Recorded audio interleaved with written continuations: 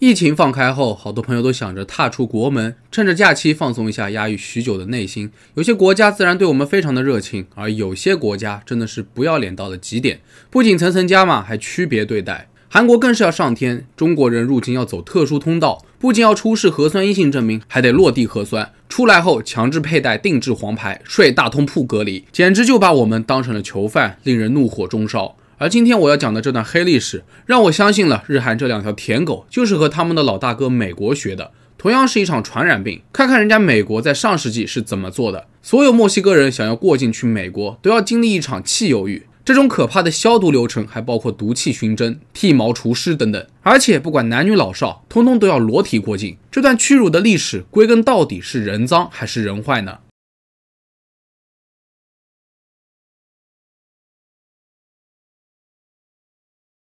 ？Greaser 翻译为油脂者、润滑工人，在美国的俚语里面还有外国佬的意思，是针对墨西哥等拉美国家人民的蔑称。之所以要提这个，是因为这种蔑视贯穿了这一整个故事。1917年4月6日，美国因德国无限制的潜艇战而遭受了巨大的损失，再加上德国密电墨西哥企图结盟，美国人被彻底激怒，宣布放弃中立，加入了第一次世界大战。战争激起了深深的爱国主义情绪，尤其是排外主义也达到了巅峰。与此同时，墨西哥境内爆发了斑疹伤寒，日益严重。这是一种经人尸传播的急性传染病，通常会在监狱或者集中营爆发，进而传播到外界。而早在1916年6月17日，处于美墨边境的德州城市埃尔帕索市长就给全城的外科医生发了一封电报，说是每天都有数百名肮脏的墨西哥人会抵达埃尔帕索，如果不立即采取隔离措施，美国也将传播大量的斑疹伤寒。看来一项全面的检疫政策刻不容缓。很快，公共卫生服务部门决定对所有进入美国的墨西哥人都进行强制消毒。美国当时也开始在埃尔帕索与墨西哥华雷斯之间的边境地带设立检疫站。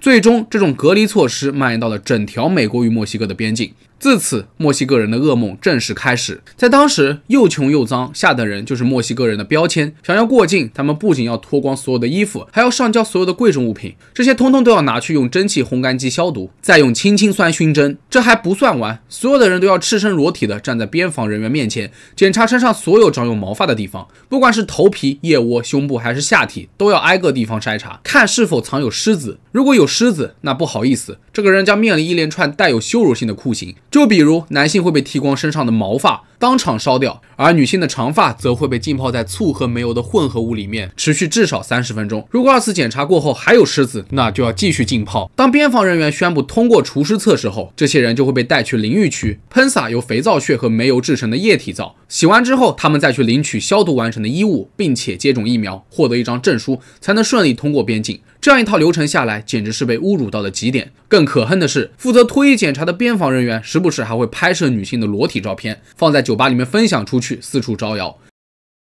其实这样的汽油浴不仅对人体有毒，还相当的危险。早在墨西哥斑疹伤寒刚爆发的时候，就已经发生过一次惨痛的教训。由于监狱又黑又暗，人口又拥挤，在这样的环境下，斑疹伤寒传播的速度非常快。为了避免情况恶化，在1916年，埃尔帕索市监狱的囚犯被强制要求脱光衣服，浸泡在汽油、煤油和醋的混合物当中进行洗澡消毒。不幸的是，3月5日这一天，有人划了一根火柴，意外点燃了正在洗澡的囚犯们。就这样，50名囚犯被大火困住，其中27人丧生。这一悲剧后来被称为监狱大屠杀。然而，埃尔帕索市长却宣布，整件事情都是一场不可避免的事故，没有人需要对这些死者负责。悲剧发生之后，每一个试图越过边境的墨西哥人都深陷被活活烧死的恐怖阴影之中，他们既害怕悲剧重演，却又无能为力。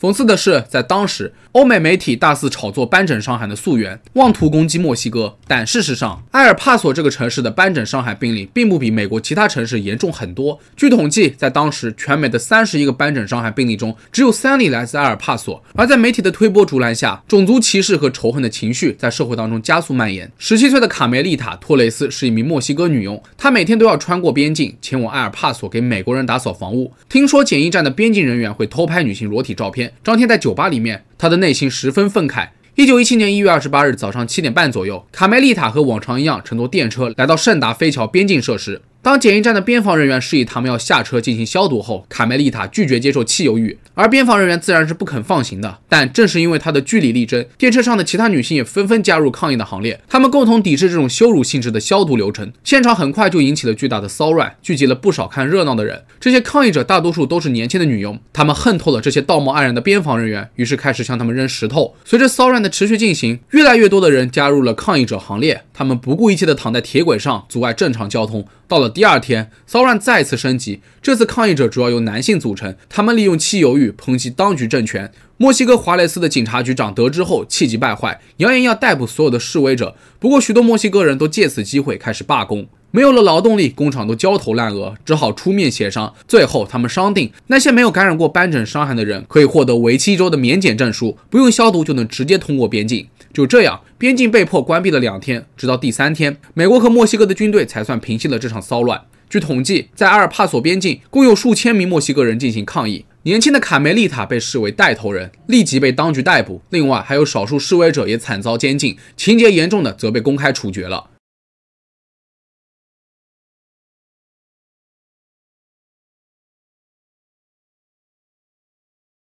可悲的是，即使汽油雨遭到了墨西哥人民的强烈抵制，但美国人却选择了无视。他们继续对移民者进行化学消毒，甚至变本加厉，使用更危险的化学品，就比如一种氢化物杀虫剂奇克隆 B， 还有 DDT 等等。关于奇克隆 B 这种杀虫剂，它的主要成分是氢化氢。在后来的1937年，纳粹科学家从这次的汽油雨中得到了启发，他们在毒气室中添加了奇克隆 B。起初，这种氢化物气体是用来熏蒸衣物和建筑物的，从而达到杀虫的目的。但在2战时期却成为了大规模屠杀犹太人的武器，因为它起效时间快，毒性猛烈，在几秒钟的时间内就能让人产生剧烈的痉挛，攻击人体的大脑和心血管，最终一命呜呼。据说纳粹科学家曾经在600名苏联战俘和250名波兰战俘身上试用了奇克隆 B， 果然在短短几分钟内，这些俘虏全部都死光了。1942年初，纳粹开始正式使用奇克隆 B 作为大屠杀期间的首选杀戮工具，死在奇克隆 B 毒气之下的犹太人达到了100多万。而更加可悲的是，发明奇克隆 B 的德国化学家弗里茨·哈伯还是个犹太裔。那么让我们回到正题，在这场骚乱过后没几天，一项新的移民法通过，为墨西哥劳工进入美国又增加了障碍。除了消毒之外，墨西哥劳工还要通过所谓的识字测试，每人还需缴纳8美元的税才能入境。另外，按照规定，他们是无法从事合同工的。这样的政策持续了1年，到了1918年，又有了新的骚操作，美国边防人员开始拒绝残疾人、身患恶疾者、流浪者、低能儿、精神病患者等等入境。如此滥用科学技术，真是让人脊背发凉。然而，当斑疹伤寒的威胁过去后，美国与墨西哥的边境地带还在执着于除湿消毒，而且这一做法持续了数十年。不过，在2战期间，由于战时劳动力短缺，美国又急着向墨西哥人打开了国门，最终2国达成协议，以合法的方式允许墨西哥工人越境，为美国农业公司工作，这就是布拉塞洛计划。更关键的是，即使有合法协议，即使没有传染病，墨西哥劳工在进入美国之前，还是要被喷洒杀虫剂 DDT。这恐怕不是真的脏，而是多年来的这种根深蒂固的偏见与种族歧视在作祟。